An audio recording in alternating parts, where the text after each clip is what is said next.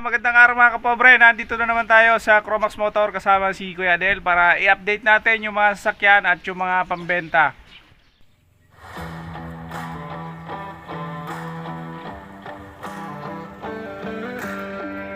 Okay, so magandang umaga sa inyo lahat. April 19.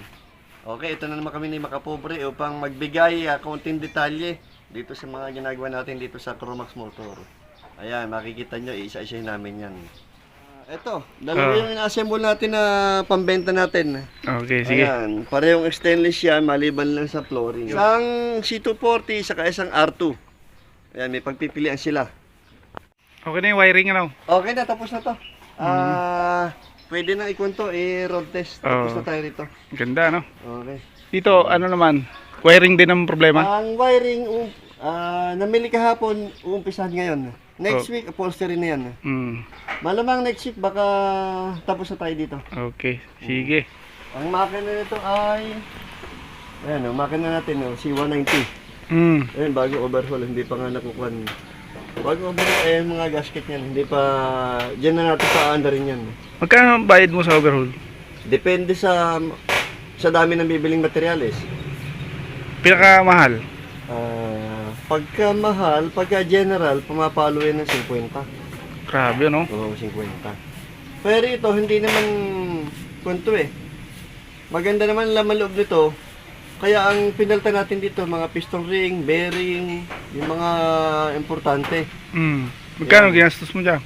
Ang ginastos natin dito, nasa 30 plus lang.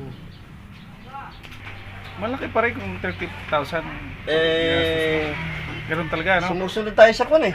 Kailang... Kasi kung ano sabihin ng mekaniko, siya ang linya niyan, expert siya dyan, susunod tayo. Kasi kung sino yung... Mas may alam. Oo, magtitiwala tayo doon. Doon natin ipapako sa kanya. Kaya mamamahala ng mga kailangan bilhin. Awa ng Diyos, ito naman, okay na. Magkano yung ganyan unit? Ang ganito, nabot ito ng kwan, ang iaalis natin ito ng 250. Pero, may ikon pa naman yan. Close type pala ito no? Meron na tumingin dito, tropa. Aircon mo yan? Hindi naman. Manggagaling sa ang titing nito. Kung di ako nagkakamali, parang Marinduque yung titingin nito. Yan, tumingin na sila sa mga displayhan. Hindi rin nila nagustuhan ng makina. Ito, kursunada nung magpinsan kasi siya, yung tiga rito, yung pinsan niya, yun ang nakakaalam sa makina, kaya pinili niya. Kung di kasi 190, si 240 ang bilhin mo. Ito na gusto niya kasi si 190 bago overhaul pa. Tipid sa krudo. Ayan. Sa presyo naman daw, nagpunta sila sa displayhan, 260, ito 250. Ayan. Sabi ko, ano ba pagkakaiba? Marami daw sticker yun. Sabihin mo ka ako sa bibili. Pag sticker lang, magkano lang may sticker? 35 lang. Okay. Update tayo dun kay Kim. Sige. May iniwan na bang presyo si Kim? Sabi niya 150 lang. Ito, anong update sa makina? Makina to, okay na to eh. Running na to.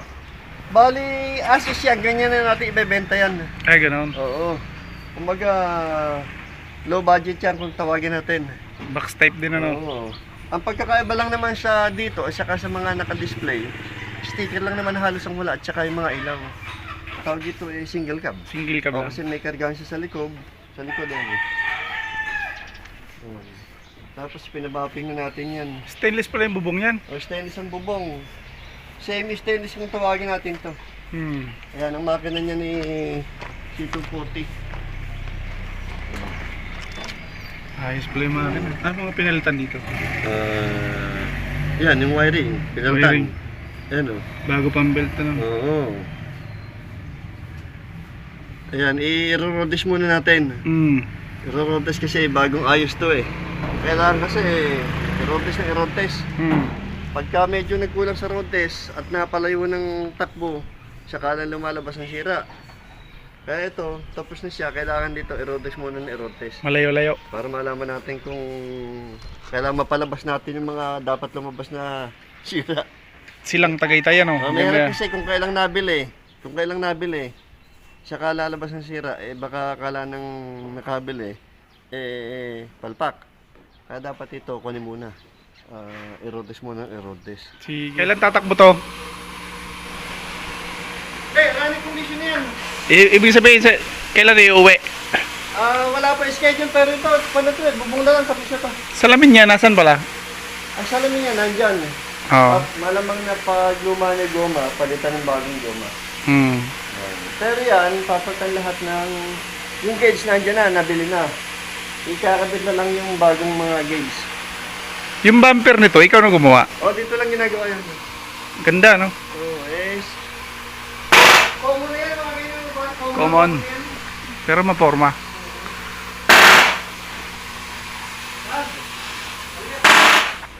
Yung mga pambenta natin, hindi ko masyadong hindi namin Tutukan. napagsasabi kasi madami. Inuna mo yung mga nagpagawa, no? Inuuna natin yung low budget, kamukha nito, ayan.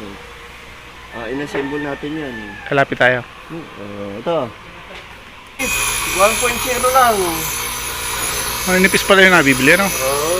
Kasi hindi sila pwedeng gumawa ng mga makapal, malulugi sila. Tayo, may sobrang 2 euro ng makapal dyan. Gagawin kong gas tank, kailangan natin sa mga pambenta natin yan.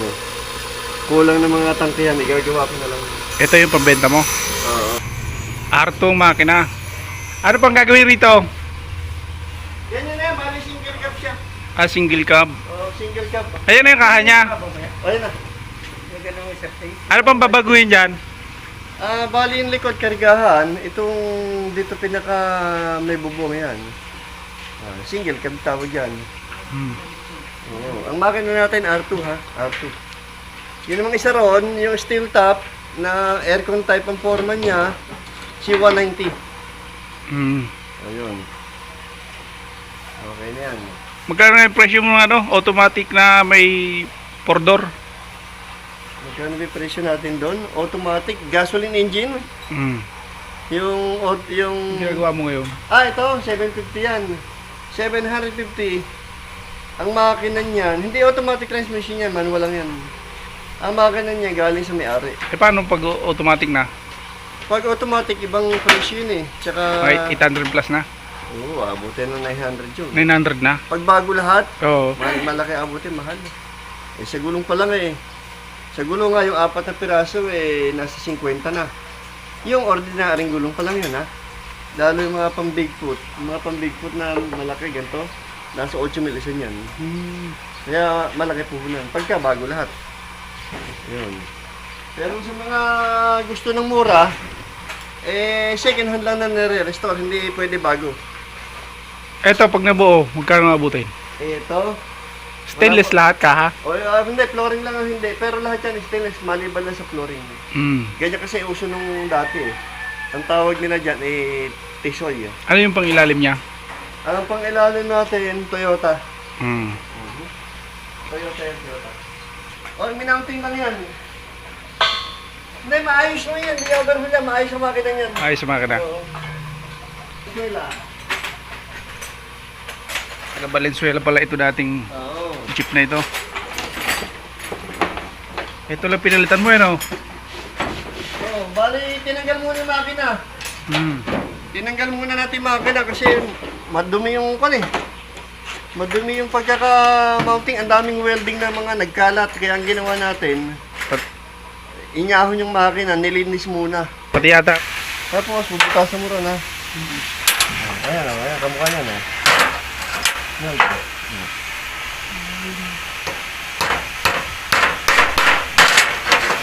Ito na kasimple yung Kuya Onald. Bracket ng handbrake cable to.